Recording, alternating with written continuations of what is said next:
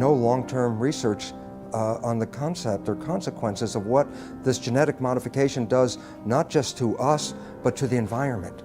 And right now, from all the research that's showing up, it says this has a very negative and profound effect on destroying the environment in which we live. So therefore, I find it senseless that the government would support and condone genetically modified foods without even having the basic research to understand the liabilities involved in creating these monster organisms and putting them into our world. The conversation in Europe and in countries in South America and in Asia is much more sophisticated in terms of its understanding of science, the importance of independent peer-reviewed science that isn't contaminated or corrupted by corporate influence.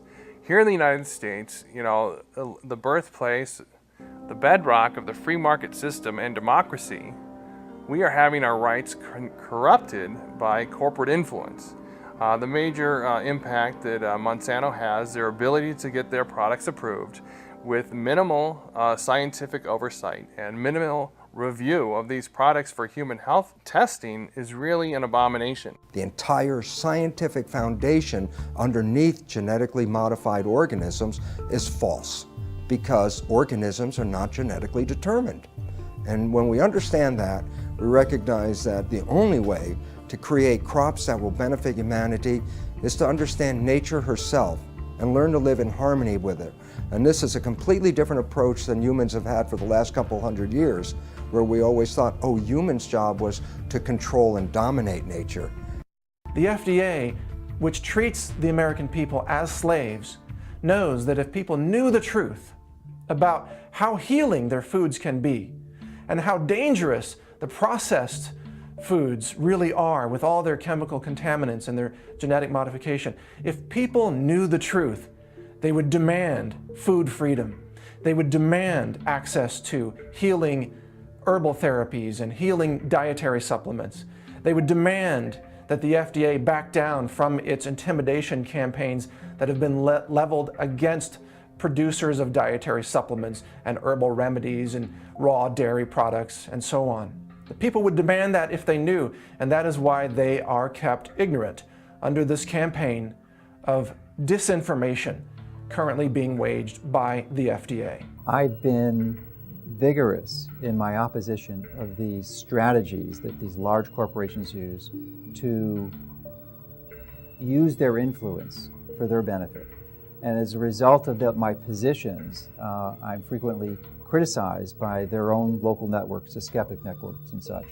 And they're also their ability, because they are so politically connected, to use the federal regulatory agencies to come after me personally, to file claims against, or statements against my company, and also to criticize me such that it can be viewed in most of the traditional media to skew the information, the truth of what we're saying. They twist the tables. It looks like we're the bad guys when actually nothing could be further from the truth. We're just seeking to help people understand what the true reality here is, and give them the tools to make that distinction and give them the right to know.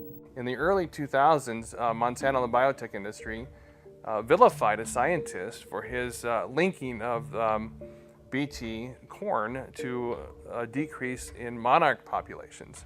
2 years ago, another research paper came out confirming that yes, Monsanto's Bt corn and their Bt cotton products were actually reducing the habitat of monarch butterflies.